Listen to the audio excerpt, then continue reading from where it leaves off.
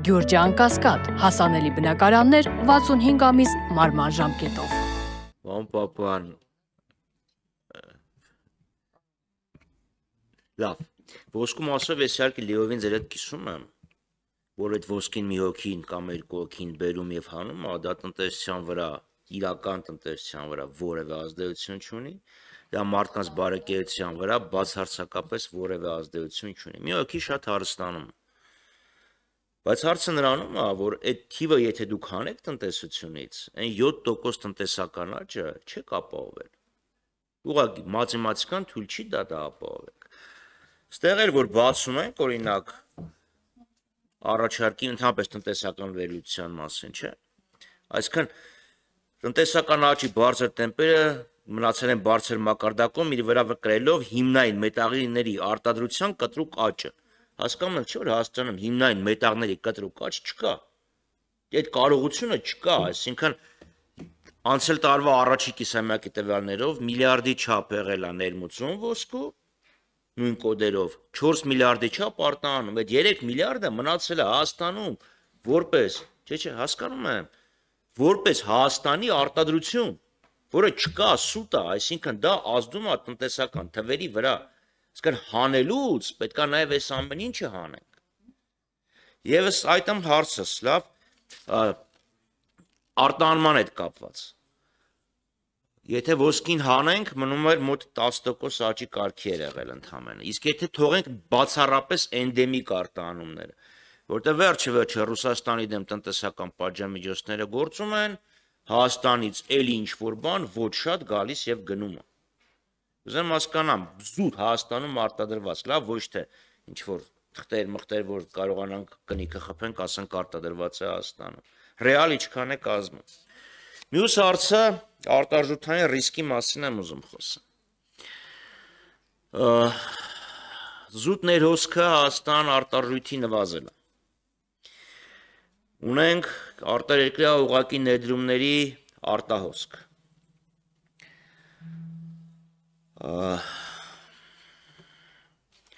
Հիպոթեկային պորտֆելում բանկերի էական զանգվածա, էական մասա դոլարով գնանշված հիպոթեկային վարկերը։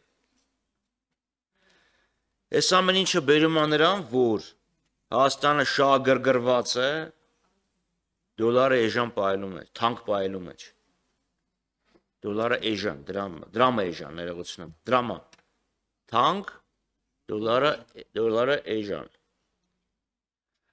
Այլապես մենք կունենայինք մեծ սղաճ,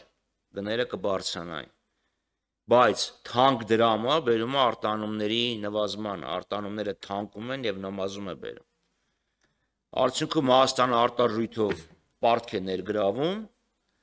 կարողանում է պահի կուրսը, որ պարզ ասեմ, օրինակ հիպոթեկային շուկան չպայթի, որտեղ հասկանում ենք, չէ, ինչ կլինի, եթե հիպոթեկով գնանշված, մարումների հետ ինչ կկատարվի, եթե փոխարժեքը 10%-ով փոխվի դեպի դոլար։ Ես տեղ ունենում ենք անիծված մի հատ շրջան, արտարժույթով դոլարային վարկեր եք ներգրավում, նաև կուրսն եք պահում, որտեղ դոլարի այլ աղբյուր, որպես այդպեսին չկա։ Որ դոլարը չի թանկանում, դա անիծված շրջան կարող ենք համարել, պարոն Խաչատրյան։ Եթե դոլարը կոմոդ, եթե դրամը էժանանա, լավ արտահանումները կբարձրանա։ Հիմա տնտեսական աճը չես կարողանում ապահովես, որտեղ քո արտադրանքը ավելի թանկ է։ Բայց եթե քո դրամը փոխես արտարժույթի փոխարժեքը, դու կունենաս մի կողմից հիպոթեկային վարկերի սպասարկման դժվարություններ, մյուս կողմից կունենաս դասագրքային ճշմարտությունը գիտեմ։ Դե դա անիծված շրջան է։ Այսինքն որ մնացել է փոխարժեքը կայուն, այդ անգամ էդ է անիծված շրջան։ Օրինակ եթե հակառակը տեղ ունեն, օրինակ կրկնակի դրամը արժևորվեր, դա ինչ կլինի։ Կանոնությունը ես չեմ ասում 200%-ով փոխվի, բայց ամեն դեպքում այս փոխարժեքը, որը պահվում է բացառապես արտաքին պարտքերի միջոցով, որտեղ ելի եմ ասում, ներհոսքը նվազել է, արտահանումները նվազել են, ուրիշ էլ աղբյուր չունենք։ Բայց սրա հետ մեկտեղ դու չես կարողանում քո արտահանումները մեծացնես, որովհետև քո դրամը ծանր է, այլ հավասար պայմաններում դու նույն Ուզբեկստանի հետ մրցակից չես։ Լավ, մի հարց էլ տամ ու վերջացնեմ, լավ, սա ավելի շատ տնտեսական վեճ է։ Վիզայերին տրամադրվող սուբսիդիաները տարեկան որքան են կազմում եւ ինչ ձևով է տրամադրվում։ Շնորհակալություն։ Շնորհակալություն։ Սկսեմ վերջից, պարոն Խաչատրյան, վիզայերին հատուկ սուբսիդիա չի տրամադրվում։ Սուբսիդիա տրամադրվում է բոլոր այն ավիափոխադրողներին, ովքեր Հայաստան են բերում զբոսաշրջիկ, հիմա նույնիսկ պարոն Խուդասյան ավելի մանրամասն կներկայացնի, ունենք գաղափար, այնտեղ 1 օր ենք դրել, 2 օր դարձնենք զբոսաշրջիկի մնալու տևողությունը, եւ դրա արդյունքում մենք կհաշվառենք, թե ինչքան աջակցություն ենք տրամադրում, այսինքն դա դեռ չկա, որովհետև դա կախված է թե իրենք ինչքան զբոսաշրջիկ կբերեն։ Ես կուզեմ, որ եւ Wizz-Air-ին է, եւ Fly1-ին է, եւ Շիրակ ավիային է, եւ մնացած բոլորին, ովքեր որ այս ծրագրի շահառուներ կարող են պոտենցիալ լինել, իրենց թիվը լինի շատ։ Այդ գումարը փոխհատուցված լինի շատ, որովհետև եթե շատ է, նշանակում է իրենք շատ զբոսաշրջիկ են Հայաստան բերել, բայց քանի որ process նոր է սկսվել, չեմ կարող ասել։ Երկրորդ հարցի հետ կապված էլի երևի թե հիմնական հարցի սուբյեկտը դժվար թե էկոնոմիկայի նախարարությունը լինի, մենք հետևանք կրողն ենք, եթե այսպես նայենք, հա։ Անը չթողեց խոսամ, դա ազդեցություն է տնտեսության վրա, այս վարվող փոխարժեքային քաղաքականությունը։ Բայց ես կարծում եմ, որ այն ձեր մեկնաբանությունները, որոնք դուք արեցիք, դրանք երևի թե կենտրոնական բանկին է պետք ուղղել կամ եւ ֆինանսների նախարարությանը, որովհետեւ վստահ չեմ, որ գործընկերները համաձայն են քաղաքականության մասով ձեր հետ, որովհետեւ մեկնաբանությունը ես որքան գիտեմ, հետեւյալն է Հայաստանում ազատ լողացող փոխարժեքի կուրսը եւ այդ պատճառով կարող է փոխարժեքը լինել եւ 350 եւ 450 եւ ըստ էության թերևս միայն կտրուկ մեծ տեղաշարժերի դեպքում հնարավոր լինի որոշակի միջամտություններ։ Դուք խոսեցիք ներդրումների կրճատման մասին, ես թվերը այլ բանի մասին են խոսում, ես հիմա նայում եմ օրինակ ընդհանուր ներդրումները անցած տարի կազմել են 859 միլիոն դոլար 24 թվականին ընդհանուր ներդրումները, այնինչ 23-ին մոտ 150 միլիոն դոլար էին եւ բացարձակ աճը 796 միլիոն դոլարի մասին է եւ ուրեմն ուղղակի ներդրումները այո որոշակի կրճատում արձանագրել են այդտեղ բայց ուղղակի ներդրումները օրինակ 24 թվականին իհարկե ավելի բարձր են ես համեմատեմ ասենք նմանատիպ տարին ես նայում եմ օրինակ 19 թվականը, ինչու չեմ նայում կոവിഡ് պատերազմ կամ հետո այլ երկրի պատերազմով մեր վրա էֆեկտներ, որոնք որ հասկանալի են, այսինքն տարբեր էկզոգեն ազդեցությունները նույն 19-ի նկատմամբ ավելացել են բավականին շատ եւ կարող հիշեցնեք առաջին հարցը շատ ներքին ծագման արտահանումներ։ Շնորհակալ եմ։ Ես տեսեք հատուկ նշել էի, որ ոսկին հանենք, ինչու ներքինը, այս բանի ներքինը չունեմ, բայց այդ վառությունը պիտի որ ունեցած լինենք, ձեռքիս տակ չունեմ, չեմ կարող տրամադրել, բայց տեսեք ներքինը իրական այդ բաները, եթե հանենք այդ վերարտահանումները, այստեղ 24-ը էլի բացական է եղել մեր համար, որովհետև ինչա տեղի ունեցել մենակ մեր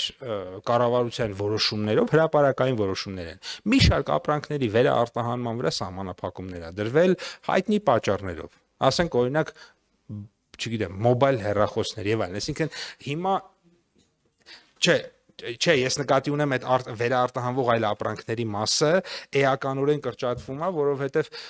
այդ սահմանափակումները ի վերջո արդեն նաև մեր վրա են որոշակի այդ ճնշումները լինում եւ մենք էլ ենք մեր քաղաքականությունները համահունչ ենք դարձնում, ուստեղ մենք լավ բաց ազնիվ խոսակցություն ունենք եւ Ռուսաստանի Դաշնության գործընկերների եւ Եվրոմիության Ամերիկայի հետ, այսինքն գաղտնիք էլ չկա, մենք իրենց այդ բաց ազատ խոսակցություն ունենում ենք ու իրենց էլ ասում ենք, էս ենք անելու, այն ենք անելու, ստիպված ենք սա անել, նա անել եւ այդ կոնտեքստում ուզում նշել որ վերարտահանվող ապրանքների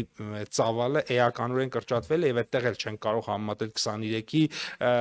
22-ի հետ եւ սա էլ չեմ ասում որ սա լավ է կամ վատ է ես ասում եմ որ սա փաստ է այն առաջի հարցի մասով ավելի կոնկրետ եւ պիտի առանցին վարժություն անենք կանենք եզրեր կիսվեմ այդ տվյալներով լավ ոնց ավելի բարձ ասեմ, Wizz Air-ը մայիս ամսին իր ներքին այդ օդանավերի մեջ որ ամսագրեր կան, առաջի էջին Հայաստանի նկարն էր։ Ուզեմ հասկանամ կոնկրետ դրա վրա ինչքան է վճարվել, որովհետև կան էական խոսակցություններ, որ Հայաստանը մի քիչ ավելի դրական աչքով է նայում Wizz Air-ին, օրինակ Նիկոլ Փաշինյանն ասում է Wizz Air-ը Հայաստանում ներդրում արի։ Մի հատ կասեք ինչա ներդրում արի Wizz Air-ը Հայաստանում։ Դրանպես low cost-երները նրանով են low cost-երը, ոչ մի ներդրում չեն անում։ Շատ ավելի լուրջ ներդրումներ կան։ Այդ 700 միլիոնը ինքը, որ ասում եք ներդրում արել, մի հատ եթե կարող եք մի քիչ ավելի մանրամասնեք դրա մասին, որովհետև հետաքրքիր է։ Հա, այսինքն ճանապարհները այդ ամեն ինչը։ Դե հանեք էլի հանեք այդ ամեն ինչը, որտեվ սենց ինչա։ Մի հատ կրկին անիծված շրջան է։ Ճանապարհը ռեմոնտ են կանում, քանդվում է, հետո նորից են կանում, հետո էլիա քանդվում, հետո էլիա քանդվում եւ զուտ մաքուր ուղակի ներդրումները, որոնք գնացել են ուրեմն արտադրական միջոցների պոտենցիալի բարձրացման համար։ Շնորհակալություն, դե ճանապարհը այդպիսի սովորություն ունի, մի 6-7 տարի հետո քանդվում է։ Պարոն Խաչատրյան, կամ հիմա այդպես է, ինչ որ բարբերականության պետք է իրան անընդհատ վերանորոգես, ցավոք սրտի հնարավոր չի մի անգամ ճանապարհը սարքես եւ մի 100 տարի ոչ մի բան չանենք իրա վրա, ուղղակի ներդրումները 138.5 միլիոն դոլար են ուրեմն կազմել, այդ թիվը 138.5 Wizz Air-ի մասով պարոն Խաչատրյան չկա գումար չի վճարվել եղել է հետևյալը որ եթե մենք անենք աջակցության ծրագիր դուք պետքա բերեք մեզ այսքան տուրիստ դուք պետքա մեր համար անեք գովազդ դուք պետք է բազավորվեք Հայաստանում այս է ներդրումը բազավորել ինքնաթիռը Հայաստանում, այսինքն այսօր օրինակ բազմաթիվ ավիաընկերություններ Հայաստանում ինքնաթիռ չեն բազավորում, իրանք բազավորված են Քյոլնում, Փարիզում, Վիեննայում, Մոսկվայում բազավորված չեն եւ պետք է բազավորվեն Երևանում եւ պետք է նվազագույնը մեկ ուղղություն թռչի Գյումրիից։ Սա պայման է եւ դա է պատճառը որ Հայաստան եկող գնացող բազմաթիվ ավիաընկերություններից 2-3-ը ըստ էության ռեալ կարող են դրանից օգտվել այդ թվում նաեւ ես ուրախ եմ որ մեր Հայաստանում հարկեր վճարող որոշակիորեն նաեւ հայկական այսպես ասած հետք ունեցող ավիաընկերություններ կան եւ շատ ուրախ եմ իրենց համար եւ սա է այլ այսինքն սա այդ ձեր ասածը դա այնա որ հավելյալ Հայաստանի համար պետքա մեզ պետքա ինսենտիվներ տան որը բանակցության արդյունք է եղել այսինքն դա դրական բան է